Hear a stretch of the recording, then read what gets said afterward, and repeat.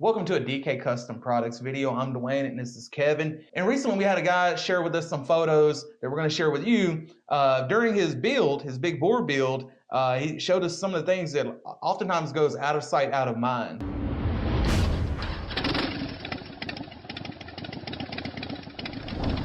All right, Kevin, so what are these photos the customer sent in? So this is a guy who is doing a big bore build, like you said.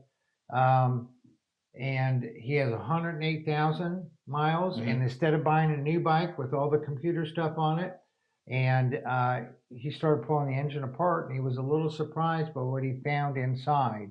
And you can see with these pictures that we're putting up on the screen, quite a bit of buildup. And the interesting thing is, if you look in the corner of this first picture, you see some pretty big chunks right along here and some pretty big chunks here, but it's not so bad up in here. So the interesting thing is that this bike has 108,000 miles on it. While it's carboned up some, it's not carboned up as much as we've seen other bikes. Right. Here's a picture of that M8 bike with like 5,000 or 6,000 miles on it. With substantial buildup. Right. Yeah, crazy. So I was curious, and what happened was at 98,000 miles, he put an external breather system on here. So he had, before he pulled it apart at 108,000 miles, he had 10,000 miles on this bike with an external breather system, giving the bike a chance to start burning off that carbon that had built up on there. Yeah, because I get a lot of questions about, well, how do I get that carbon buildup off now that I started venting externally? And the short answer is you just leave it alone. It will burn off over time, as you can see, because you can see, again, I'll pull this picture of this piston up. In the middle, you can see it's already beginning to burn off. The thick buildup that you could probably scratch off with your fingernail has started to go away.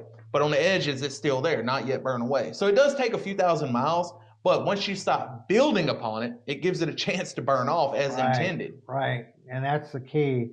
And we have a video on what Dwayne was just mentioning, how to clean out your bike. We'll put it in the upper corner here.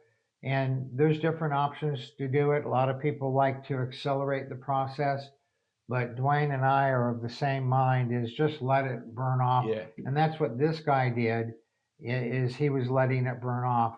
But it had gone from 10,000 miles of riding with the external breather system, and he probably got, we don't know what it looked like before, but if these right spots are any indication, he probably had gotten 70 or 80% of the buildup off of there. So yet another reason to run an external breather system.